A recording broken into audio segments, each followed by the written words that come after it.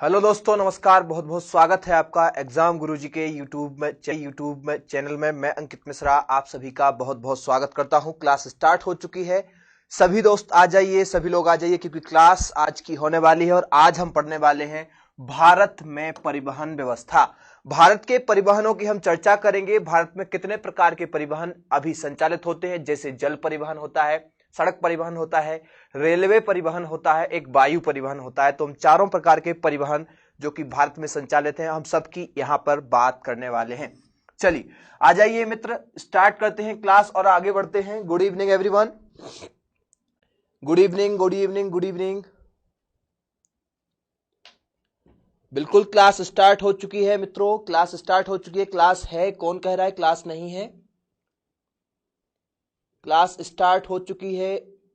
चलिए बढ़ते हैं अगले क्रम में और चलते हैं आगे। तो देख लीजिए, ये जो हमारा शेड्यूल चल रहा है क्लासों का, इसमें थोड़ा सा जो है सुधार किया गया है। वो मैं आपको बता दूं, ये 6 बजे वाली जो आपकी क्लास है ये कंटिन्यू चलने वाली है। भूगोल, ज्योग्राफी जो भी आप पढ़ रहे थे, इंडियन ज्योग्राफी, वर्ल्ड ज्योग्राफी पढ़ चुके हैं। इंडियन ज्योग्राफी आपकी 2 से 3 क्लास बाद खत्म हो जाएगी और फिर हम खेलकूद और विविध को स्टार्ट करने वाले हैं। इतिहास की जो क्लास है वो 7 बजे से ही चलेगी। लेकिन जो 9 बजे वाली क्लास है आपकी, ये राहुल सर की क्लास है और इसकी जगह पे ये जो राहुल सर की क्लास है 9 बजे के बाद, ये क्लास आपकी 10 बजे होने वाली है। और 9 बजे से आप जो एफएलटी लगा रहे हैं उसकी एक स्पेशल क्लास दांगी सर लेके आ रहे हैं। तो 9 बजे वाली क्लास में आप एफएलटी देखेंगे। आज से एफएलटी पर चर्चा होगी, बहुत ही स्पेशल क्लास होने वाली है। तो आप 9 बजे जरूर आ जाइए। और ये जो क्लास है राहुल सर की 9 बजे की, ये आपकी 10 बजे से होने वाली है।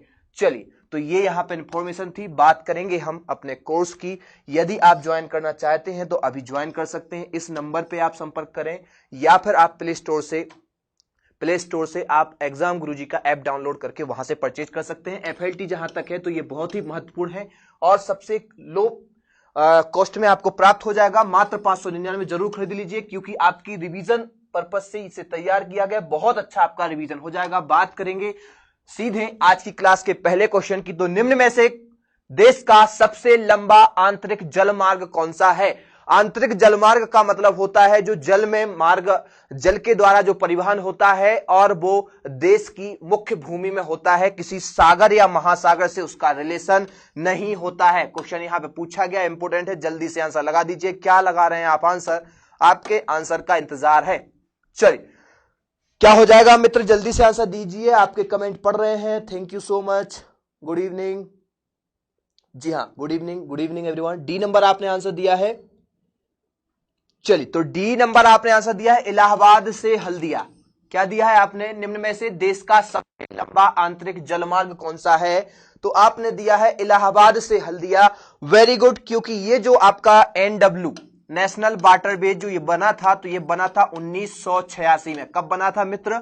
1986 में इसका निर्माण हुआ था और ये 1620 किलोमीटर लंबा है। कितना है? 1620 किलोमीटर लंबा है। और ये हल्दिया बंदरगाह जो कि कोलकाता के आगे हुगली नदी पर बना हुआ है, हल्दिया बंदरगाह, यहां से आपका कहां तक जाता है? तो इलाहाबाद तक जाता है। कहां तक जाता है? यूपी के इलाहाबाद तक जाता है। गंगा नदी में इससे परिवहन होता है। इंपोर्टेंट है, याद रखना है। तो आंसर हो जाएगा आपका डी नंबर। कोई डाउट नहीं होगा। पहला है कुल एनडब्ल्यू की बात की जाए तो कुल एनडब्ल्यू आपके या नेशनल वाटरवे 6 अभी तक भारत में हो चुके हैं। बात करेंगे अगले प्रश्न की। Very very good evening, very good evening. जी हाँ, क्लास स्टार्ट हो चुकी है। जल्दी से जुड़ जाइए और मित्रों को बुला लीजिए, क्योंकि क्लास स्टार्ट हो चुकी है। संडे जो है आपका ऑफ नहीं रहने वाला है। जब तक भी है क्लास चलेगी, जब तक आप एमपीपीएससी क्रॉस नहीं कर जाते, जब तक आपका एमपीपीएससी का पेपर नहीं हो जाता, तब तक कंटिन्यू क्लास चलने वाली है। देखिए, निम्न में से कौन सा पोताश्रय नहीं है? पोताश्रय, पोत माने होता है जहाज, आश्रय माने होता है जहां वो रुकते हैं, अर्थात बंदरगाह या पोताश्रय निम्न में से कौन सा नहीं है? कांडला बंदरगाह, कोचीन बंदरगाह, बेंगलोर बंदरगाह या मंगलौर बंदरगाह। तो 4 यहां पर ऑप्शन है। इनमें से आपको यह बताना है कि इनमें से कौन सा एक ऐसा है जो अभी तक बंदरगाह घोषित नहीं हुआ है। देखिए, जहां तक हम बात करें तो आपका जो कांडला बंदरगाह है ये कहां पर है? तो ये आपका यहां आ जाएगा। देख लीजिए, ये बना हुआ है कांडला बंदरगाह, गुजरात में, कच्छ की खाड़ी में। खंबात की खाड़ी ये कहलाती है, कच्छ की खाड़ी ये कहलाती है। तो सॉरी, फिर बात करेंगे कोचीन बंदरगाह की, तो कोचीन आपका कहां है, जिसे हिंद महासागर की रानी कहा जाता है, तो ये आपका केरल में हो जाएगा। ये भी एक क्या है, तो ये भी एक बंदरगाह है। फिर बात करेंगे हम बेंगलोर की, तो बेंगलोर आपका तटीय इलाके में नहीं है। बेंगलोर आपका कहां पे पड़ता है, कर्नाटक में पड़ता है। बेंगलोर आपका चेन्नई के समथिंग पड़ता है, ठीक है, चेन्नई के क्या पड़ता है, समथिंग पड़ता है। तो ये आपका कोई भी बंदरगाह नहीं है, तो आंसर होगा सी। जहां तक हम मंगलौर की बात करें तो ये रहा आपका मंगलौर बंदरगाह, ये रहा आपका मंगलौर बंदरगाह, जो कि पश्चिमी तट पर स्थित है, मालाबार तट पर स्थित है, याद रखना है। तो ये खोज गया जाएगा कांडला बंदरगाह, फिर आपका मंगलौर बंदरगाह, कोचीन बंदरगाह, लेकिन बेंगलोर एक बंदरगाह नहीं है, तो आंसर हो जाएगा आपका सी। बात करेंगे अगले प्रश्न की। चलिए, आप लोगों ने बिल्कुल सही आंसर दिया था। बात करेंगे राष्ट्रीय अंतर्देशीय नौवहन संस्थान का मुख्यालय कहां पर है ना। राष्ट्रीय अंतर्देशीय नौवहन संस्थान नीनी का मुख्यालय कहां पर है, तो है ना, ये जरूर आंसर दीजिए। राष्ट्रीय नेशनल इंटरनल नेवी इंस्टीट्यूट आपका कहां हो जाएगा, पटना, कोलकाता, गोवा या गौमुख उत्तराखंड में। जल्दी से आंसर दीजिए, क्या हो जाएगा। इंपोर्टेंट क्वेश्चन है। देखिए, जो ये होता है अंतर्देशीय जल परिवहन, अंतर्देशीय जल परिवहन जिस प्रकार से होता है, जैसे किसी भी नदी के अंतर्गत होता है जल परिवहन, इसमें जहाज वगैरह लाए जाते हैं, तो यहां पर क्या कर दिया जाता है, उनकी देखरेख करने के लिए नाव किस टाइप से आ रही हैं, पानी पर्याप्त है, कहीं गाद तो नहीं जम गई है, किसी प्रकार से अवरोध तो नहीं हो रहा है, उस पर रिसर्च करना, और ज्यादा से ज्यादा जल परिवहन, क्योंकि सबसे सस्ता और सुगम साधन जो है वो जल परिवहन होता है, इसमें ज्यादा पैसा खर्च नहीं करना पड़ता है। तो फिर वहां पे एक इस पे रिसर्च करने के लिए क्या है, गंगा नदी के किनारे पटना में क्या व्यवस्थित कर दी है, 2004 में पटना में एक अंतर्देशीय नौ परिवहन संस्थान की स्थापना की गई है। तो आपका आंसर क्या हो जाएगा मित्र, आप लोगों ने सभी ने आंसर दिए थे, वेरी गुड, ऐसे ही आंसर देते चलिए। बी नंबर आपने आंसर दिया था। चूंकि बी नंबर आपका कोलकाता नहीं होगा, वैसे कोलकाता आपका हुगली नदी पर बसा हुआ है, लेकिन ये आपका पटना में है, याद रखना है, बहुत ही महत्वपूर्ण क्वेश्चन है। बात करेंगे चौथे प्रश्न की आज के। चलिए जल्दी से आंसर लगाइए, क्या हो जाएगा मित्र, इसका आंसर सुमेलित करना है। चूंकि इस टाइप के जो क्वेश्चन है यूपीएससी या यूपीपीसीएस में पूछे जाते हैं, परंतु मैं इस टाइप के क्वेश्चन इसलिए लेके आता हूं क्योंकि एक रहेगा क्वेश्चन और बहुत सारी चीजें आपको सीखने को मिल जाती हैं। कूट की सहायता से आपको आंसर देने में भी क्या हो जाती है, सरलता हो जाती है। तो जल्दी से आंसर लगाइए मित्र, क्या हो जाएगा। आप लोग आंसर दे रहे हैं, आप लोग, जी हां, ए नंबर आंसर दे रहे हैं, इसका ए नंबर दे रहे हैं ना। तो देख लेते हैं। देखिए, सबसे पहले बात करेंगे हम किसकी, तो सबसे पहले बात करेंगे गार्डन रीच की। गार्डन रीच कहां है, तो ये आपका गार्डन रीच जो है ये आपका पश्चिम बंगाल में कहां पे है, गार्डन रीच फैक्ट्री लगी हुई है जो ये आपकी पश्चिम बंगाल में है। तो यहां पर ए नंबर पे आना चाहिए आपका 4, तो ऐसा आप तो या तो बी में मिल रहा है या फिर मिल रहा है डी में। बात करेंगे हिंदुस्तान शिपयार्ड लिमिटेड की, जहां पर हिंदुस्तान में क्या बनाए जाते हैं, पहले अंग्रेजों के समय से ही वहां पर क्या बनाए जा रहे हैं, लगातार जहाजों का निर्माण किया जा रहा है, शिपयार्ड लिमिटेड। तो ये आपका कहां पे है, तो ये आपका विशाखापट्टनम आंध्र प्रदेश में है। तो यहां पे आना चाहिए आपका ए, मतलब 4 के बाद आना चाहिए 1, और ऐसा मिल गया आपको बी में। तो आंसर तो आपको यहीं से पता चल गया। लेकिन आगे की बात करेंगे, मझगांव डॉक्स क्या है, मझगांव डॉक्स क्या है, तो मझगांव डॉक्स जो है पुणे वगैरह में और महाराष्ट्र में मझगांव डॉक्स करके कंपनी लगाई गई है, जहां पर संसाधनों की उपलब्धि, संसाधन वगैरह बनाए जाते हैं। बात करेंगे कोचीन शिपयार्ड लिमिटेड की, तो पहले जो मुख्य है हिंदुस्तान शिपयार्ड लिमिटेड, वो तो आपका विशाखापट्टनम में है। सेकंड नंबर का जो शिपयार्ड है वो कहां पर है, तो वो आपका कोचीन। कोचीन कहां पे, ये रहा आपका कोचीन। तो यहां पर पश्चिमी तट पर केरल में स्थित है, और यहां पर क्या किया जाता है, जहाजों की मरम्मत की जाती है, जहाजों का निर्माण भी किया जाता है। तो यहां पर आपका बिल्कुल बी नंबर राइट हो जाएगा। तो आंसर हो जाएगा आपका बी मित्र, जिसने भी लगाया होगा बी उसका हो जाएगा राइट। बात करेंगे अगले प्रश्न की। चलिए, आप लोगों के कमेंट जो है,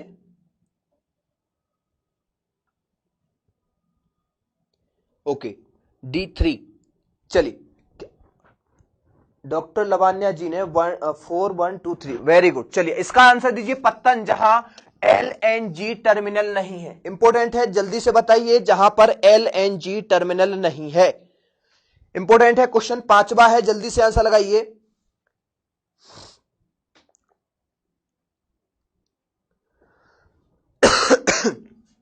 चलिए, देखिए यह जहां तक एलएनजी टर्मिनल नहीं है तो यहां पे जब ऐसी बात की जाए तो एलएनजी टर्मिनल आपके ज्यादातर जो एलएनजी टर्मिनल है, एलएनजी टर्मिनल का मतलब है LNG, natural liquefied natural gas.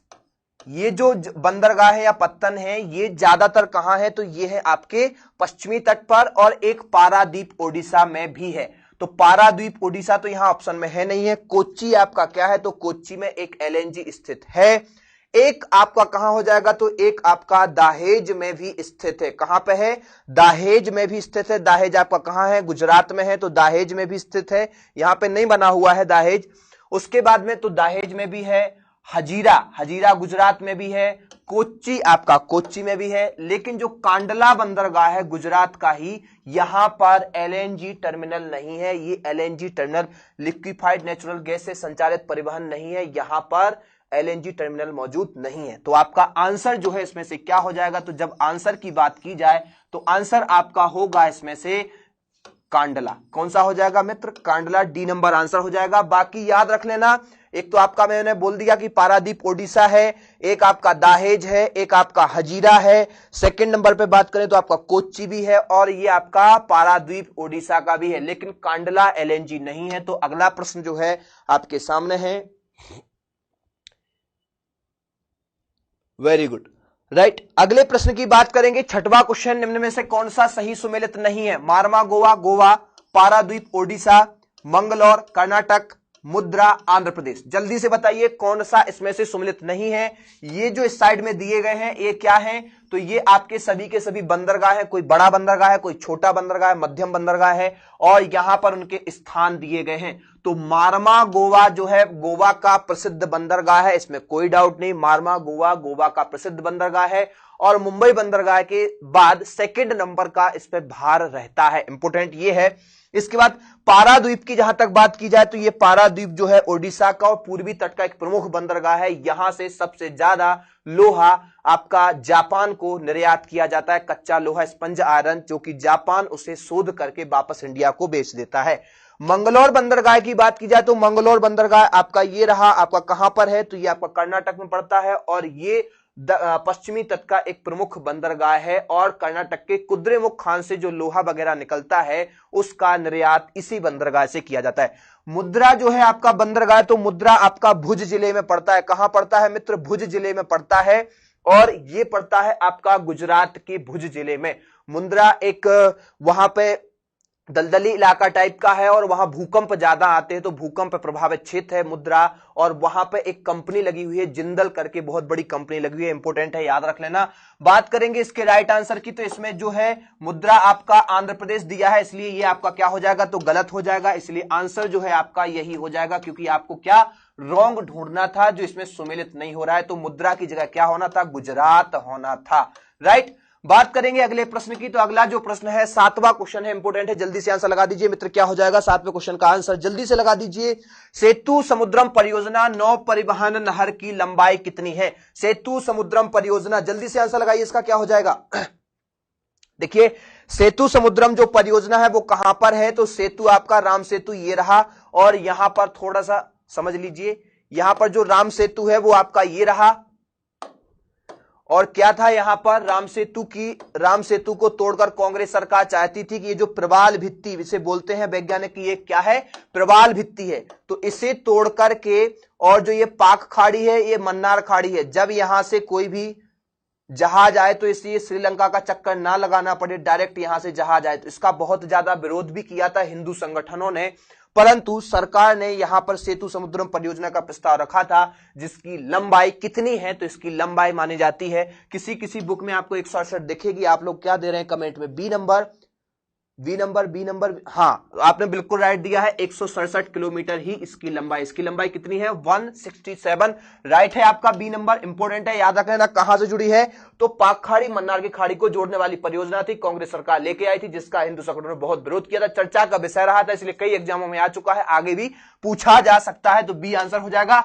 बात करेंगे आठवें क्वेश्चन की, इंपोर्टेंट है, जल्दी से लगा दीजिए। भारत का सबसे बड़ा पानी है विशाखापट्टनम, ये रहा, विशाखापट्टनम हो जाएगा। सेकंड नंबर का जब आपसे पूछा जाता तो फिर आप लगा देते कोच्चि। ये दो तो हैं बनाने वाले, लेकिन यहां पे तोड़ने वाला पूछा गया, जल्दी से आंसर लगाइए। हाँ जी इंपोर्टेंट है, जल्दी से आंसर लगाइए मित्रों।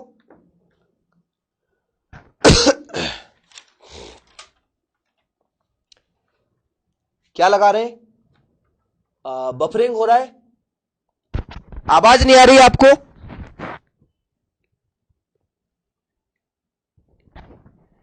चिंता मत करो, लॉगिन हो जाएगा, जल्दी से आंसर दो। आवाज आ रही है? सी डी दे रहे हैं आप, सी और डी। तो देखिए जो आपका यहां पे सी दे रहे हैं, गलत दे रहे हैं, क्योंकि पोरबंदर नहीं है, कांडला भी नहीं है, और डी ओखा बंदरगाह भी नहीं है। यहां पे आपका आंसर होगा अलंग बंदरगाह। कौन सा? अलंग।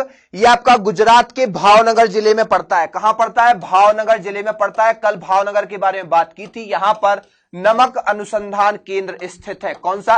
नमक अनुसंधान केंद्र स्थित है। तो यहीं के एक अलंग छोटा सा बंदरगाह है, यहां पर यह भारत का सबसे बड़ा जहाज तोड़ने का यार्ड विकसित किया गया है।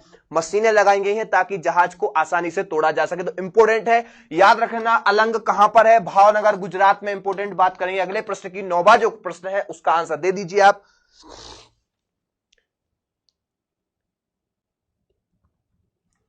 आपके मोबाइल में कोई प्रॉब्लम हो सकती है ना, वीडियो अटक रहा है, आपके मोबाइल में, आपके नेट में प्रॉब्लम हो सकती है। यहां से तो अभी प्रॉपर चल रहा है, सभी लोग बोल रहे हैं, कुछ लोग की बिल्कुल प्रॉपर चल रहा है, कमेंट में आ रहा है कि प्रॉपर चल रहा है। आपके लिए प्रॉब्लम में कोई समस्या आ सकती है। निम्नांकित में से कौन सा सुमेलित नहीं है? ये आपको जल्दी से आंसर देना है, इंपोर्टेंट है क्योंकि। चलिए, कौन सा एक सुमेलित नहीं है? चेन्नई भारत का सबसे गहरा पत्तन है क्या? फिर कोचीन प्राकृतिक पत्तन है, यह है क्या? मेल खा रहा है क्या? जवाहरलाल नेहरू पत्तन भारत का एकमात्र मशीनीकृत पत्तन है क्या? और कांडला ज्वारीय बंदरगाह है क्या? जल्दी से आंसर लगाइए। देखिए कांडला जो है, कांडला कहां पर है? तो ये रहा आपका कांडला बंदरगाह, और यहां से समुद्र तट एकाएक से बहुत गहरा है, और ये ज्वारों के कारण, समुद्र के जो ज्वार आते हैं उनके कारण जो मिट्टी लाई जाती है, ऊपर चढ़ाई जाती है, उससे इसका निर्माण हुआ है। तो ये बिल्कुल राइट है, इसमें कोई दिक्कत नहीं है। जवाहरलाल नेहरू जो बंदरगाह है मुंबई के पास विकसित किया गया है, मुंबई बंदरगाह का भार कम करने के लिए, और ये पूर्णतः मशीनीकृत बंदरगाह है, ये भी आपका मेल खा रहा है। फिर बात करेंगे कोचीन बंदरगाह की, तो ये एक प्राकृतिक बंदरगाह है, क्योंकि यहां का जो तट है एकाएक से नीचा है, इसे किसी ने बनाया नहीं है, प्रकृति की देन है। प्रकृति के द्वारा समुद्र का तट एकाएक से नीचे हो गया, तो वहां पे एक बंदरगाह का निर्माण हो गया। बात करेंगे चेन्नई बंदरगाह की, तो ये चेन्नई बंदरगाह जो है ये एक कृत्रिम बंदरगाह है। कैसा है? ये एक कृत्रिम बंदरगाह है, अर्थात मानव ने इसका निर्माण किया है। ये बंदरगाह सबसे गहरा नहीं है, सबसे गहरा बंदरगाह आपका विशाखापट्टनम है। कौन सा? विशाखापट्टनम है, याद रखना है। साथ में यह भी याद रखना है कि विशाखापट्टनम बंदरगाह एक पहाड़ी के पीछे सुरक्षित है। पहाड़ी का नाम क्या है? तो पहाड़ी का नाम है डॉल्फिन नोज, और डॉल्फिन नोज पहाड़ी से सुरक्षित होने का जितनी भी परेशानी आती है, समुद्र में कचरा वगैरह आता है, तो उस पहाड़ी की वजह से ये जो बंदरगाह है सुरक्षित रहता है। इंपोर्टेंट है, बहुत सिलेक्टेड क्वेश्चन है, याद रखना। इसका आंसर आपका क्या हो जाएगा? तो इसका जो आंसर है वो हो जाएगा आपका क्या? तो आंसर आपका क्या हो जाएगा? चेन्नई बंदरगाह भारत का सबसे गहरा नहीं है। गहरा कौन सा है? विशाखापट्टनम। बात करेंगे अगले प्रश्न की। चलिए, अगला जो प्रश्न है इंपोर्टेंट है, आ चुका है आपके सामने। 10वां क्वेश्चन है कि राजा सांसी अंतरराष्ट्रीय हवाई अड्डा कौन सा है? किसे कहा जाता है राजा सांसी अंतरराष्ट्रीय हवाई अड्डा?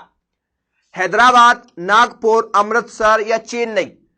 चेन्नई का जो अंतरराष्ट्रीय हवाई अड्डा है इसे मीनामबक्कम अंतरराष्ट्रीय हवाई अड्डे के नाम से जाना जाता है, तो ये तो आपका क्या हो जाएगा? रॉन्ग हो जाएगा। अमृतसर जो हवाई अड्डा है इसे क्या कहा जाता है? तो इसे राजा सांसी अंतरराष्ट्रीय हवाई अड्डा भी कहा जाता था पहले, लेकिन अब इसका नाम क्या रख दिया गया है? तो अब इसका नाम सिख गुरुओं के नाम पर रख दिया है। कमेंट करके जल्दी से नाम बता दीजिए। नागपुर का अंतरराष्ट्रीय जो हवाई अड्डा है ये बाबा साहेब अंबेडकर के नाम पर रखा गया है।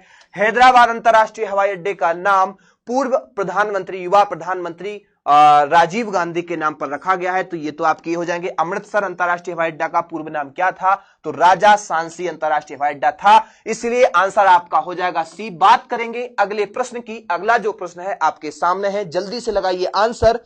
ये रहा 11वां क्वेश्चन। निम्न में से कहां पर सबसे बड़ा पोत प्रांगण है? कोलकाता में, कोच्चि में, मुंबई में, विशाखापट्टनम में? कंफ्यूज मत होना, आंसर देना जल्दी से,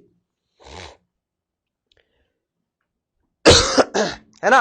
पोत प्रांगण समझते हैं? प्रांगण माने होता है स्थान, पोत माने जहाजों के लिए सबसे बड़ा स्थान कहां पर है, तो वो बताना है आपको। सबसे बड़ा पूछा है, पोत प्रांगण मतलब जहाजों को रखने के लिए बड़ा सा बंदरगाह कहां पर है। तो देखिए 1972 में भारत सरकार ने एक पोत प्रांगण मतलब एक बड़ा सा स्थान बनाया था, तो वो एक प्राकृतिक बंदरगाह है। कौन सा? मैं जस्ट बात कर रहा हूं कि यहाँ के जितने भी बंदरगाह है, यहाँ पे डायरेक्ट समुद्र बहुत नीचा है और यहाँ पे कठोर चट्टाने हैं, है ना। और जबकि यहाँ का जो क्षेत्र है, यहाँ का उथला क्षेत्र है, इसलिए पोत जो प्रांगण है या प्राकृतिक बंदरगाह है, इस साइड ही ज्यादातर बने हुए हैं। तो आपका ये वाला जो कोच्चि बंदरगाह है, यहां पर सरकार ने 1972 में सरकारी प्रांगण बनाया था, सरकार के पैसे से सार्वजनिक कंपनी को सौंपा गया था 1972 में। तो यहां पर आपसे क्वेश्चन ऐसा पूछा जाए कि भारत में निम्न में से कहां पर सबसे बड़ा पोत प्रांगण या आपके जो ये रखते हैं हम जहाज वगैरह रखते हैं उनको रखने का स्थान पूछा जाए, तो आपका आंसर 1972 में भारत सरकार ने बनाया था कोच्चि में, याद रख लेना। बात करेंगे अगले प्रश्न की, तो अगला प्रश्न जो है 12वां क्वेश्चन है कि निम्न में से कौन सा तट कोच्चि बंदरगाह से संबंधित है, अर्थात कोच्चि बंदरगाह किस तट पर है। तो जहां तक आपसे पूछा जाए कि कोच्चि बंदरगाह कहां है, तो कोच्चि बंदरगाह तो आपका केरला में है, जिसे हम एड्रियाटिक की रानी, पूर्व की रानी या हिंद महासागर की रानी कहा जाता है। एड्रियाटिक की रानी तो कहा जाता है इटली के वेनिस को, याद रखना। चलिए, तो यहां पर जो आपका ये वाला जो तट है, यहां से जब तट स्टार्ट होता है तो ये उड़ीसा का जो तट है, ये आपका कौन सा तट कहलाता है, तो ये उत्तरी सरकार या उत्कल तट कहलाता है। कौन सा? उत्कल तट कहलाता है। और यहां पर जो गोदावरी की नदी से लेकर के और कृष्णा नदी तक के डेल्टाई भाग को कौन सा बोलते हैं? गोलकुंडा तट बोलते हैं, गोलकुंडा तट बोलते हैं। तो यहां पर अभी आपको और नहीं मिला, और गोलकुंडा यहां से आपकी ये जो कृष्णा नदी है, कृष्णा नदी से कावेरी तक, कृष्णा नदी से लेकर के और सीधे कन्याकुमारी तक के तटीय भाग को क्या बोला जाता है? कोरोमंडल तट। क्या बोला जाता है? कोरोमंडल। अब यहां से बात करें तो आपके गुजरात से गोवा तक के तट को बोला जाता है कोंकण तट, कोंकण तट। और गोवा से मंगलोर तक के तट को बोला जाता है केनरा तट, और मंगलोर से लेकर कन्याकुमारी तक के तट को बोला जाता है मालाबार तट। तो आपका ये कोच्चि किस तट पे है? मालाबार तट पे आंसर हो जाएगा ए नंबर। बात करेंगे अगले प्रश्न की। चलिए, आप लोगों ने ए नंबर दिया था, वेरी गुड। अगले प्रश्न की बात करते हैं, 13वां क्वेश्चन। बड़ी लाइन की दो पटरियों के बीच की दूरी कितनी होती है? इंपोर्टेंट है, जल्दी से जल्दी से बताना है आपको। बड़ी लाइन, देखिए भारत में 3 प्रकार की लाइन है। एक तो बिल्कुल छोटी लाइन, जिसे सकरी लाइन बोलते हैं, ठीक है, नैरो गेज बोलते हैं। एक होती है थोड़ी सी बड़ी, जिसके बीच की दूरी होती है 1 मीटर, है ना। तो 1 मीटर होने के कारण उसे हम मीटर गेज भी बोलते हैं या हम मध्यम लाइन भी बोलते हैं। एक होती है बड़ी लाइन, जिसे हम ब्रॉड गेज भी बोलते हैं। क्या बोलते हैं? ब्रॉड गेज भी बोलते हैं। तो इनके बीच की दूरी होती है 610 मीटर। कितनी होती है मित्र? 610 मीटर, नहीं सोचती mm, मिलीमीटर।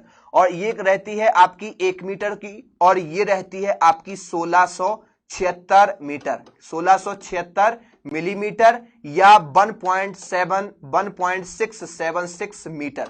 तो ये आपको याद रखना है। इसे जब आप फिट में चेंज करोगे तो हो जाएगा आपका कितना आ जाएगा? 51 फीट का आधा आपको करना पड़ेगा, तो फिट में चेंज करोगे तो, राइट। तो आंसर आपका हो जाएगा बी नंबर। आंसर क्या हो जाएगा मित्र? B number. आप लोगों ने क्या दिया था?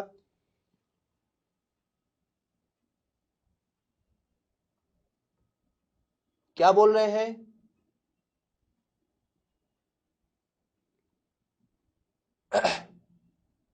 चलिए, क्या हो जाएगा मित्र? जल्दी से आंसर दो, है ना। 610 मीटर ये होता है या 700, है ना। 700 कितना होता है? 762 मीटर। दो टाइप की होती है, 762 मीटर। लेकिन ध्यान रखना, ये नैरो गेज और ये आपका ही मीटर गेज, इन दोनों को खत्म करने की योजना चल रही है और सीधे बड़ी लाइन में चेंज किया जा रहा है, क्योंकि सरकार को बहुत दिक्कत होती है। तो यहां पे आंसर आपका बी हो गया आंसर। नेक्स्ट क्वेश्चन की बात करेंगे, 14वां क्वेश्चन है, जल्दी से लगाइए। निम्न में से कौन सा एक युग्म सुमेलित नहीं है? जल्दी से आंसर लगाइए मित्रों।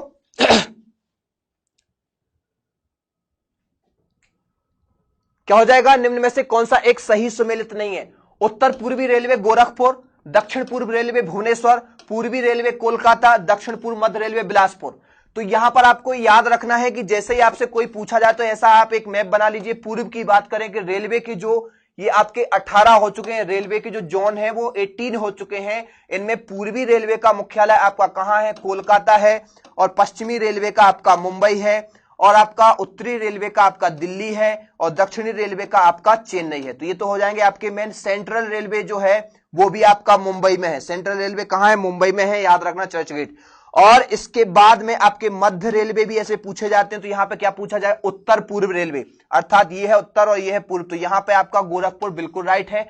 दक्षिण पूर्व रेलवे, तो दक्षिण और पूर्व, अर्थात ये रहा आपका दक्षिण, ये रहा दक्षिण और ये रहा पूर्व। तो ये आपका कहां पर है, तो ये है सिकंदराबाद में। मित्र कहां है ये आपका, सिकंदराबाद में है, भुवनेश्वर में नहीं है, क्योंकि भुवनेश्वर में जो है वो तटीय रेलवे है। कौन सा है, तटीय रेलवे है। और पूर्वी रेलवे कोलकाता, बिल्कुल राइट। और दक्षिण पूर्व मध्य रेलवे, ये आपका जो दक्षिण पूर्व मध्य रेलवे है ये आपका बिलासपुर में ही है। और यहां पर जो मध्य रेलवे है ये आपका यहां पर कहां पे, कर्नाटक में पड़ता है। ठीक है, तो इस टाइप से ये आपका जयपुर में है, ये आपका इलाहाबाद में है। तो इस टाइप से आप लोगों को याद रखना है। बात करेंगे इसके राइट आंसर की, तो हो जाएगा आपका राइट बी नंबर। क्या हो जाएगा मित्र, राइट बी नंबर। क्या हो जाएगा, बी नंबर। दक्षिण पूर्व रेलवे का मुख्यालय भुवनेश्वर नहीं है, दक्षिण पूर्व रेलवे का मुख्यालय भी आपका कोलकाता है। तो आंसर हो गया आपका बी। बात करेंगे अगले प्रश्न की, चलिए आंसर लगाते चलिए। अगला प्रश्न जो है, भारत की पहली रेलवे लाइन किन स्थानों के बीच और कब बनी थी। जल्दी से, सिंपल सा क्वेश्चन है।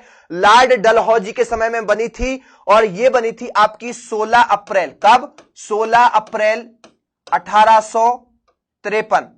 कब, 16 अप्रैल 1853 में लॉर्ड डलहौजी ने इस ट्रेन को चलाया था। और ये जो ट्रेन है कहां पे चली थी, 34 किलोमीटर की लंबाई में चली थी। 34 किलोमीटर की लंबाई में चली थी, मुंबई से थाने के बीच चलाई गई थी। कहां से, मुंबई से थाने के बीच चलाई गई थी 34 किलोमीटर। तो मुंबई से थाने के बीच 1853 में भारत की पहली ट्रेन चलाई गई थी। याद रखना, सी नंबर आपका हो गया आंसर। अगले प्रश्न की तरफ बढ़ते हैं। अगला जो प्रश्न है आपका 16वां क्वेश्चन आज की क्लास का स्टार्ट हो चुका है। जल्दी से आंसर लगाइए। चलिए, सभी लोगों ने दे दिया था आंसर, वेरी गुड। ऐसे ही आंसर देते चलिए, अभी क्वेश्चन पूछ लिए जाते हैं। साल की लकड़ी का उपयोग अधिकतम किस उद्योग में होता है। तो जो साल की जो लकड़ी होती है उसका उपयोग जो है किसमें होता है अधिकतम, तो याद रखना साल की लकड़ी का जो यूज होता है सबसे ज्यादा, साल की लकड़ी बहुत ही मजबूत होती है और ये भारी होती है, वजनी होती है और मजबूती में इसका तोड़ नहीं है, हल्के से भूरे या लाल रंग की होती है। इसका जो उपयोग है वो रेलवे के स्लीपर बनाने में सबसे ज्यादा होता है। रेलवे स्लीपर बनाने का जो सरकारी कारखाना है मध्य प्रदेश की सीहोर तहसील के बुधनी में लगा हुआ है, जहां के शिवराज सिंह जी हैं। ठीक है, कत्था जो बनाने का कारखाना है, कत्था में भी इसका यूज होता है। ठीक है, तो खैर के वृक्ष से कत्था बनाया जाता है, जो कि आपके बानमो और मुरैना में और आपके शिवपुरी में इसके कारखाने हैं। माचिस उद्योग में इसका यूज नहीं होता है। कागज में इतनी इमारती लकड़ी को कोई वेस्ट नहीं करता। कागज उद्योग में मुख्यतः किसका यूज होता है, बांस का होता है। चलिए अगले प्रश्न की तरफ बढ़ते हैं। अगला जो प्रश्न है 17वां, ये आ चुका है आपके सामने कि निम्नांकित राज्य समूहों में से कौन सा जहां यात्री रेल डिब्बों का बड़ी मात्रा में निर्माण हो रहा है। तो यात्री रेल के डिब्बों का निर्माण बड़ी मात्रा में कहां हो रहा है, तो एक तो होता है आपका पेरम्बूर में। कहां होता है, पेरम्बूर में। पेरम्बूर आपका कहां पे पड़ेगा, तो पेरम्बूर पड़ेगा आपका तमिलनाडु में। कहां पड़ेगा, तमिलनाडु में, जहां राजीव गांधी की हत्या कर दी गई थी। ठीक है, पेरम्बूर तमिलनाडु। सेकंड कहां होता है, तो रायबरेली उत्तर प्रदेश में, जस्ट खोली गई है, अभी खोली गई है, मतलब ज्यादा पुरानी नहीं है। लेकिन कपूरथला पंजाब, कपूरथला पंजाब ये आपका बहुत पुराना कारखाना है। तो कपूरथला पंजाब और ये तमिलनाडु और एक यूपी, तीन जगह होता है। ऑप्शन देख लीजिए, पंजाब और तमिलनाडु, बिल्कुल राइट। ओडिशा पश्चिम बंगाल जी नहीं, तमिलनाडु पश्चिम बंगाल जी नहीं, पश्चिम बंगाल पंजाब जी नहीं। तो आंसर आपका क्या हो जाएगा, ए नंबर आपका आंसर हो जाएगा। एनी डाउट, बिल्कुल डाउट नहीं होना चाहिए, सिंपल सा क्वेश्चन है। बात करेंगे 18वें प्रश्न की, तो 18वां जो प्रश्न है आ चुका आपके सामने, जल्दी से आंसर लगाइए मित्रों। जवाहर सुरंग कहां से गुजरती है, जवाहर सुरंग कहां से गुजरती है। तो जवाहर सुरंग एक सड़क सुरंग है और आपके जो चारों के चारों दर्रे दिए गए हैं, ये आपके चारों दर्रे क्रमशः कहां पर हैं, तो ये आपके जम्मू कश्मीर में। कहां पे हैं, जम्मू कश्मीर में है। पीर पंजाल दर्रा भी जम्मू कश्मीर में है, बनिहाल दर्रा भी जम्मू कश्मीर में, बुर्जिल भी है, जोजिला भी है। जल्दी से आंसर लगाइए, इंपोर्टेंट है आपका 18वां क्वेश्चन है ना, जल्दी से आंसर लगाइए। वैसे ये भारत की सामान्य जानकारी में या सेकंड नंबर की जो द्वीपों वगैरह की जानकारी, तो उसमें मैं आपसे दर्रों की बात कर चुका हूं, है ना, बता चुका हूं आपको।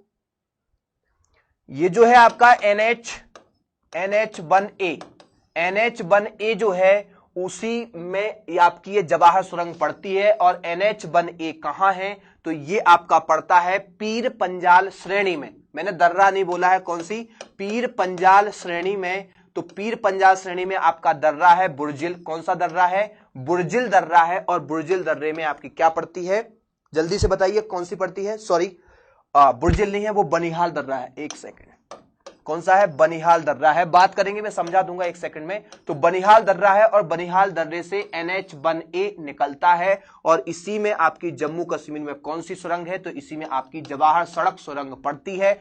अब एक और सुरंग बनाई गई है, चेनानी नासरी सुरंग, तो वो भी आपको याद रखना है। बात करेंगे इसके बनिहाल, तो ये किन किन को जोड़ता है? तो हाल कहां का खराब रहता था पहले? एक तो जम्मू और श्रीनगर, किसको? जम्मू और श्रीनगर के बीच ये जोड़ती है बनिहाल दर्रा, इसी में आपकी जवाहर सुरंग पड़ती है। तो आंसर आपका बी होगा, याद रखना। क्या होगा? आंसर आपका बी होगा, याद रखना, इंपोर्टेंट है। चलिए 18वें के बाद 19वां क्वेश्चन है, इंपोर्टेंट है, जल्दी से लगाइए। निम्न में से कौन सुमेलित नहीं? हल्दिया इलाहाबाद राष्ट्रीय जलमार्ग, नासिक पुणे राष्ट्रीय राजमार्ग, और अगला है दुर्गापुर कोलकाता एक्सप्रेस मार्ग, और हैदराबाद दक्षिण मध्य रेलवे का मुख्यालय। तो देखिए क्वेश्चन को हमें पढ़ना है। हमने अभी क्या पढ़ा था? यहां पे पूर्व का आपका कोलकाता, उत्तर का आपका दिल्ली, दक्षिण पश्चिम का आपका मुंबई, दक्षिण का आपका चेन्नई। देखिए मध्य के भी देखे तो यहां पे आपने क्या देखा था? ठीक है, यहां पे आप, मैं सारे के सारे ये आपको याद करवा दूंगा, लेकिन आपको ये अभी तक याद हो जाना चाहिए, बिल्कुल सिंपल है। तो ये जो आपका पड़ता है मध्य का, तो ये आपका कहां पड़ता है? मालेगांव। कहां पे? मालेगांव। और मालेगांव आपका कहां पड़ता है? कर्नाटक में, मध्य का, है ना। और जो दक्षिण पूर्वी पूछा जाए तो ये अब आपका पड़ता है, दक्षिण पूर्वी पूछा जाए तो ये आपका सिकंदराबाद, है ना। हैदराबाद सिकंदराबाद को जुड़वा नगर कहा जाता है। यहां पे जब आपसे पूछा जाए तो ये पड़ेगा आपका दक्षिण मध्य रेलवे आपका जबलपुर में, और ये आपका उत्तर पूर्वी पूछा जाए तो आ जाएगा आपका जयपुर में। ये आपका उत्तर मध्य रेलवे पूछा जाए तो इलाहाबाद में। इसी टाइप से आपसे ये पूछा जाए पूर्वी मध्य रेलवे तो हाजीपुर आपका कहां जाएगा? बिहार में। और ये आपसे पूछा जाए उत्तर पूर्वी तो ये आ जाएगा आपका गोरखपुर में, राइट। यहां पे मध्य का पूछ लिया जाए तो ये मध्य का भी है इसका एक, और वो मध्य का है आपका रायपुर में। मेट्रो रेलवे का कोलकाता में हो जाएगा। कोलकाता तटीय रेलवे पूछा जाए तो एक बन गया है आपका भुवनेश्वर में, एक बन गया है आपका विशाखापट्टनम के पास में, अमरावती। ठीक है, तो ये आपको याद रखना है, ये आपका हैदराबाद में किसी प्रकार से नहीं है। आंसर हो जाएगा डी। बात करेंगे आज के 20वें प्रश्न की, इंपोर्टेंट है, जल्दी से आंसर लगा दीजिए। चलिए आप लोगों के आंसर आए हैं मालेगांव, कर्नाटक नहीं है, वो कर्नाटक है, Dhananjay Rajawat ji. Okay okay okay. चलिए 20वां प्रश्न आपके सामने है कि रेलवे स्टाफ कॉलेज कहां पर है? रेलवे स्टाफ कॉलेज जो है वहां पे क्या होता है? रेलवे के ऑफिसरों को प्रशिक्षण दिया जाता है, रेलवे के अधिकारियों को प्रशिक्षण दिया जाता है कि आपको किस टाइप से काम करना है। उनको सारे यंत्र वगैरह की जानकारी दी जाती है, उनको हर चीज से अवगत कराया जाता है। तो ये जो है हमारे भारत में रेलवे स्टाफ का कॉलेज आपका गुजरात के बड़ौदा में है। कहां पर है मित्र? गुजरात के बड़ौदा में। इंपोर्टेंट है, याद रखना। चलिए अगले प्रश्न की बात करेंगे। यहां पे आपका बी नंबर आंसर हो जाएगा, याद रखना। बात करेंगे 21वें प्रश्न की, निम्नलिखित राष्ट्रीय राजमार्गों में से किसकी मध्य प्रदेश में लंबाई सर्वाधिक है? किसकी लंबाई मध्य प्रदेश में सर्वाधिक है? जल्दी से आंसर लगाइए, क्या हो जाएगा इसका आंसर? बिल्कुल सिंपल सा क्वेश्चन है। NH3 आगरा से ग्वालियर देवास होते हुए मुंबई तक, आगरा से ग्वालियर देवास होते हुए मुंबई तक। NH7 वाराणसी रीवा जबलपुर श्रीसेलम। फिर आपका हो जाएगा NH12 भोपाल जयपुर, और NH26 सागर से लखनऊ। तो देखिए यहां से देख लीजिए, ये आपके क्या हो जाएंगे? निम्नलिखित राजमार्गों में से किसकी मध्य प्रदेश में पूछा है, स्पेशली देख लेना, मध्य प्रदेश में पूछा है ना। तो मध्य प्रदेश का तो सभी को पता होगा कि NH3 सबसे बड़ा है। कौन सा? NH3 सबसे बड़ा है, क्योंकि ये आगरा से शुरू होता है और ये सीधा आपका कहां? खंडवा तक जाता है। तो इसकी जो लंबाई है 762 करके मध्य प्रदेश में है, और भारत में इसकी कुल लंबाई 1161 किलोमीटर है। तो ये आपका मध्य प्रदेश का सबसे बड़ा हो जाएगा, और माधव राष्ट्रीय उद्यान से भी ये निकलता है। इंपोर्टेंट है। सबसे छोटे की बात की जाए तो आपका NH76 नहीं है, याद रखना। कौन हो गया है? 339B ये हो गया है, क्योंकि ये कहां पे? मात्र 11 किलोमीटर का है, बमीठा से लेकर और खजुराहो तक, छतरपुर जिले में। मात्र 11 किलोमीटर इसकी लंबाई है, बमीठा से लेकर के खजुराहो तक। तो याद रखना है आपको, मध्य प्रदेश का सबसे छोटा, मध्य प्रदेश का सबसे बड़ा। बात करेंगे अगले प्रश्न की। 717 MP में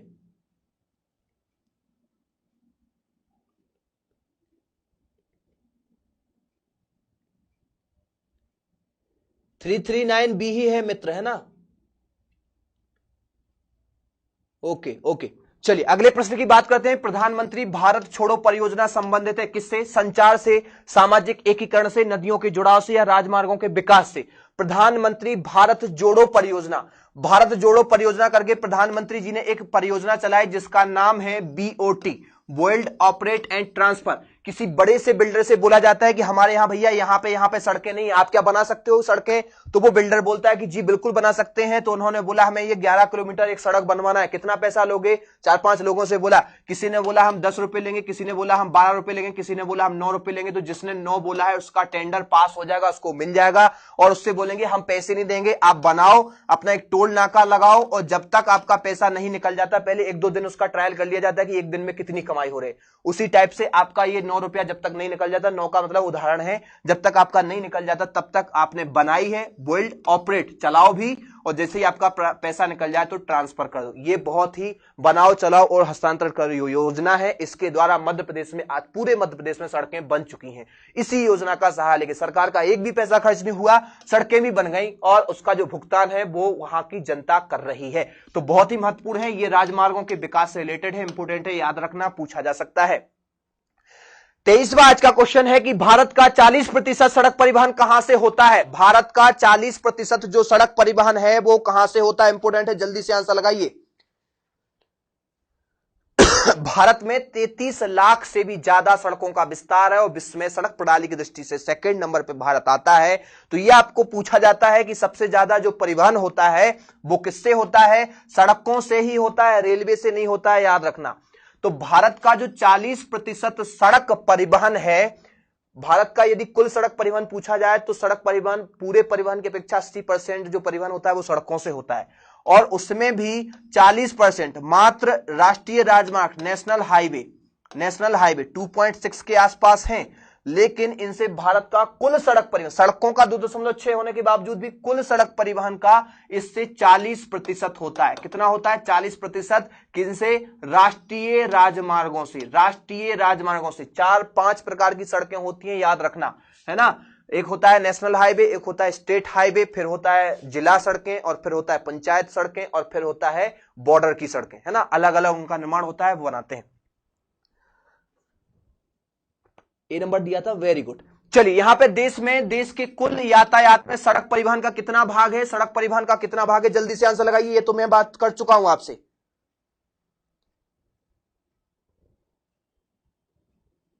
ओके, गुड इवनिंग। चलिए देखिए क्या होता है कि भारत में जो कुल टोटल परिवहन होता है उसमें 65% तक का माल परिवहन का 65% और जो सड़क परिवहन मतलब यात्री परिवहन का पूछा जाए तो यात्री परिवहन का 80% परिवहन अकेले सड़कों के द्वारा किया जाता है। किसके द्वारा किया जाता है मित्र? सड़कों के द्वारा किया जाता है। बाकी का आपसे क्वेश्चन ऐसा पूछा जाए कि रेलवे को सबसे ज्यादा आय कहां से होती है, तो वो होती है माल के परिवहन से। यात्रियों का तो बहुत कम होता है, बाकी का जो बचा सबसे ज्यादा वो कौन करता है? तो रेलवे करता है ना। चलिए आंसर इसका क्या हो जाएगा? 24वें का आंसर हो जाएगा आपका 80% यात्री परिवहन पूछा गया है। यात्री नहीं भी लिखा है तो भी आप क्या समझें, यात्री परिवहन का 80% और माल परिवहन का 65% केवल सड़कों के द्वारा किया जाता है।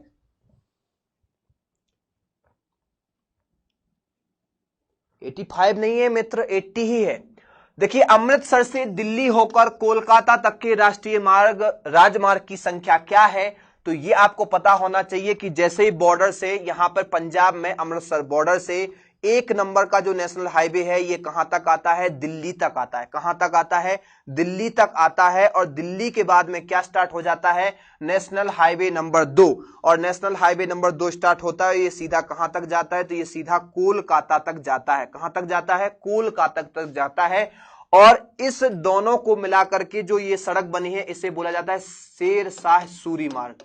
शेरशाह सूरी मार्ग, क्योंकि शेरशाह सूरी ने इसकी मरम्मत करवाई थी। इसे ही जीटी रोड या ग्रांड ट्रंक रोड भी कहा जाता है। और इन दोनों को यदि मिला दिया जाए तो यहां से अमृतसर से कहां तक आप पहुंच सकते हैं? कोलकाता तक पहुंच सकते हैं। तो जीटी रोड कहां से कहां तक है? अमृतसर से लेकर कोलकाता तक, है ना। याद रखना है, इंपोर्टेंट है, दोनों को मिलाकर ही आप कोलकाता जा सकते हैं। चलिए आंसर क्या हो जाएगा आपका? सी नंबर आंसर हो गया। बात करेंगे 26वें प्रश्न की, क्योंकि टाइम जो है वो बहुत ही ज्यादा हो चुका है। Good evening.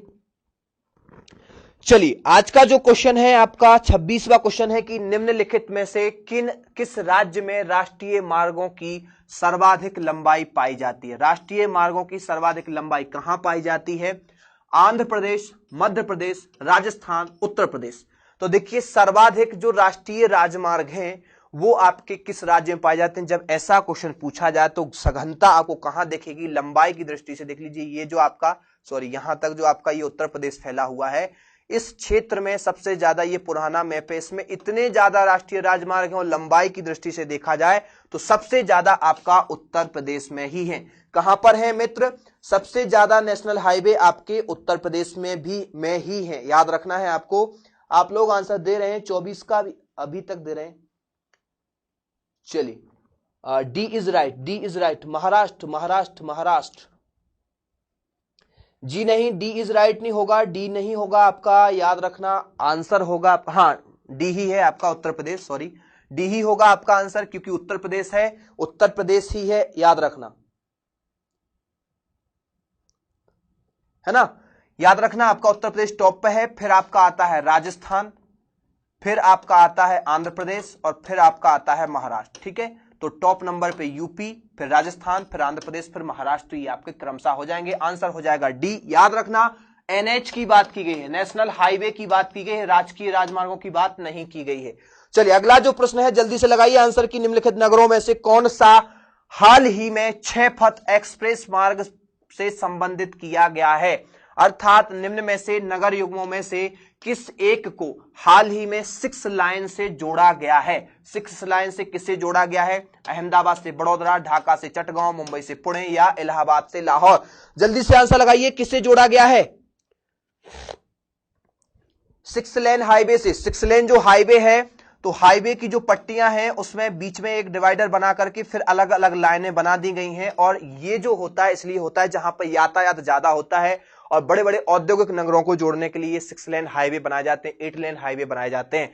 तो ये जो 6 लेन हाईवे है आपका कहां पे बनाया गया है? तो ये मुंबई से पुणे को जोड़ने के लिए बनाया गया है, मुंबई से पुणे को जोड़ने के लिए बनाया गया है, और ये 6 लेन हाईवे की लंबाई जो है 93 किलोमीटर थी, है ना, अभी भी उतनी ही है। चलिए तो अगले प्रश्न की बात करेंगे, उसके पहले आंसर इसका हो जाएगा मुंबई और पुणे। सी नंबर ध्यान से सुन लेना, आंसर क्या हो जाएगा? मुंबई और पुणे।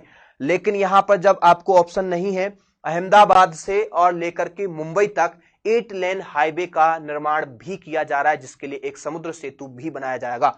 चलिए तो यहां पर आंसर आपका क्या हो जाएगा? आंसर हो गया सी। बात करेंगे 28वें प्रश्न की, जल्दी से आंसर लगा दीजिए, क्या हो जाएगा 28वें प्रश्न का आंसर? शैलेश सिंह जी, मुंबई से पुणे पहले बन गया था, ओके। आंसर क्या हो जाएगा 28वां क्वेश्चन? भारत के निम्न राज्यों में से किसके प्रांतीय राजमार्गों की सकल लंबाई सबसे अधिक है? भारत के निम्न राज्यों में से किसके प्रांतीय राजमार्गों की सकल लंबाई सबसे अधिक है? अर्थात यहां पर प्रांतीय मतलब राजकीय राजमार्गों की बात की जाए, ध्यान से क्वेश्चन को पढ़ना जरूरी है। राजकीय राजमार्गों की लंबाई सबसे ज्यादा कहां पर है? राजकीय राजमार्गों की लंबाई सबसे ज्यादा कहां पर है मित्र? जल्दी से आंसर बताइए, नेट स्लो चल रहा है। देखिए यहां पर राजकीय राजमार्गों की लंबाई पूछा जाए, राजकीय राजमार्गों की आपकी महाराष्ट्र में है। कहां पर है? महाराष्ट्र में है, तो आंसर आपका क्या हो जाएगा? महाराष्ट्र। ध्यान से सुन लेना। एक चीज और मैं आपको बता दूं, यहां पर आपसे पक्की सड़कों की बात की जाएगी, पक्की सड़कें सर्वाधिक कहां हैं? तो वो आपकी महाराष्ट्र में है। और जब आपसे कच्ची सड़कों की बात की जाए तो कच्ची सड़कें आपकी ओडिशा में है ना। कच्ची सड़कें कहां पे हैं? तो वो आपकी ओडिशा में, पक्की सड़कें आपकी महाराष्ट्र में है, याद रख लेना। चलिए गुजरात, राजस्थान और यूपी, इसके बाद गुजरात, राजस्थान और यूपी राजकीय सड़कों में क्रमशः दूसरे, तीसरे और चौथे नंबर पर आते हैं। तो आंसर क्या हो जाएगा? महाराष्ट्र। याद रखना स्टेट हाईवे की बात की गई है, नेशनल हाईवे की बात होती तो उत्तर प्रदेश आपका टॉप नंबर पे होता। 29वां प्रश्न, और इसके बाद मात्र एक ही क्वेश्चन है। 2 राष्ट्रीय राजमार्ग कन्याकुमारी श्रीनगर राजमार्ग, पोरबंदर सिलचर राजमार्ग, जो राष्ट्रीय राजमार्ग विकास परियोजना के अंतर्गत निर्मित किए गए हैं, तो ये कहां पर एक दूसरे से मिलते हैं? देखिए भारत के उत्तर से दक्षिण और पश्चिम से पूर्व को जोड़ने के लिए 2 प्रमुख राजकीय राजमार्ग बनाए गए हैं, जिन्हें क्रमशः उत्तर दक्षिण गलियारा, ये है आपका श्रीनगर से लेके स्टार्ट होता है और सीधा जाता है कन्याकुमारी तक, ये है आपका उत्तर दक्षिण गलियारा। एक है आपका पश्चिम पूर्व या पूर्व पश्चिम गलियारा, ये आपका गुजरात के पोरबंदर से लेके सीधा स्टार्ट होता है और असम के सिलचर तक जाता है, लेकिन अब सिलचर से इसकी लंबाई बढ़ा दी गई है, ठीक है, आगे शिलांग तक भी जा रहा है, ठीक है। तो ये दोनों जो जहां मिलते हैं, इन दोनों का जो चौराहा बनता है वो कहां पर है, इन दोनों का केंद्र बिंदु, अर्थात पूरब पश्चिम उत्तर दक्षिण दोनों का केंद्र बिंदु कहां पे है, तो वो आपका पड़ता है झांसी में। कहां पड़ता है मित्र? झांसी में। कभी ऑप्शन में आपको ये मिल जाएगी कानपुर, तो कानपुर में आपका स्वर्णिम चतुर्भुज योजना वाला ये वाला पार्ट मिल जाता है, स्वर्णिम चतुर्भुज वाला आपका कानपुर में मिलता है, ठीक है, याद रखना है ना। तो राष्ट्रीय राजमार्गों का चौराहा आपसे ब्यावरा भी पूछा जाता है, तो ब्यावरा में आपका ये पूरब पश्चिम उत्तर दक्षिण गलियारे नहीं मिलते हैं। गलियारों की बात की जाए तो वो कहां पे मिलेंगे? आपके यहां पे मिलेंगे झांसी में। तो आंसर क्या हो जाएगा? झांसी। और बात करेंगे अगले प्रश्न की।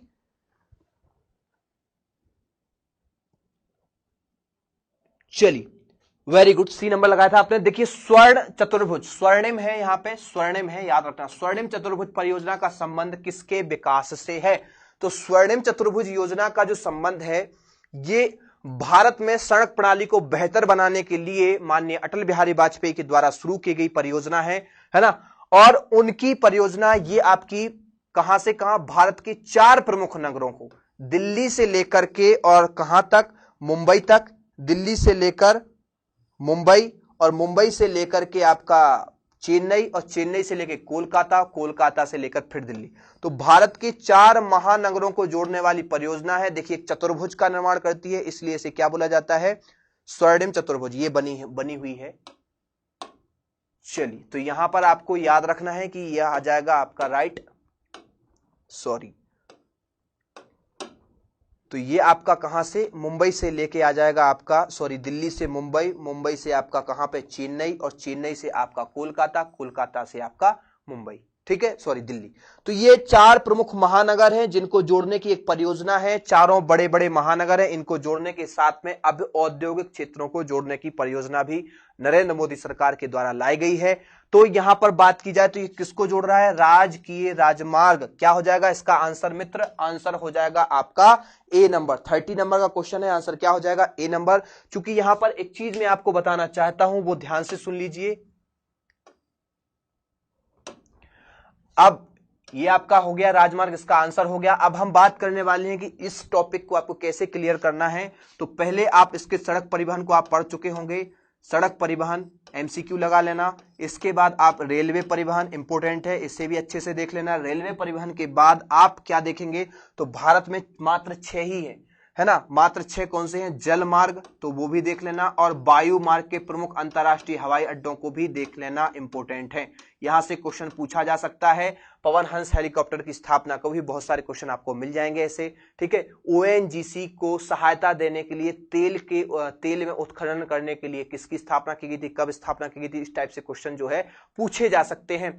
या फिर वो कौन सा वायुदूत है या पवन हंस है जो ग्रामीण इलाकों में और दुर्गम इलाकों में रह रहे लोगों को सुविधाएं उपलब्ध करवाता है, तो इस टाइप से क्वेश्चन पूछे जा सकते हैं। सिलेक्टेड है, याद रखना है। चूंकि आज की क्लास का जो है टाइम है वो मैं आपको बता चुका हूं कि जो कल का जो हमारा टॉपिक होगा वो होगा भारत की जनजातियां। क्या होगा? भारत की हम आदिम जनजातियां और प्रजातियों के बारे में क्वेश्चन लेके आने वाले हैं। 30 क्वेश्चनों की क्लास होगी। हम 40 से 45 मिनट में आपका रिवीजन करवा देंगे। आपको अच्छी तरीके से रीड करके आना है टॉपिक, बेहतरीन तरीके से आपका टॉपिक कंप्लीट हो जाएगा। भारत की प्रजातियां, वर्ल्ड की प्रजातियां हम पढ़ चुके हैं। यदि आपने वीडियो नहीं देखा है तो आप जरूर देख लेना। बात करेंगे हमारे शेड्यूल की, तो फिर से एक बार बता देते हैं। कोर्स यदि ज्वाइन नहीं किया है तो कर सकते हैं। FLT बिल्कुल बहुत ही ज्यादा महत्वपूर्ण है, अभी ज्वाइन कर लीजिए। बात करेंगे कोर्स की, क्लासों की, तो 6 बजे वाली क्लास कंटिन्यू चलेगी, 7 बजे वाली क्लास ये भी कंटिन्यू चलेगी, लेकिन जो 9 बजे वाली क्लास थी ये आपकी 10 बजे होने वाली है, और 9 बजे आपको FLT के जो क्वेश्चन है वो दांगी सर करवाने वाले हैं। तो इंपोर्टेंट है, याद रखना। चलिए, वीडियो विदा लेते हैं सभी से और मिलते हैं कल 6 बजे। वीडियो अच्छी लगी हो, क्वेश्चन अच्छे थे, तो आप वीडियो को ज्यादा से ज्यादा लाइक कीजिए और ज्यादा से ज्यादा शेयर कीजिए। Thank you.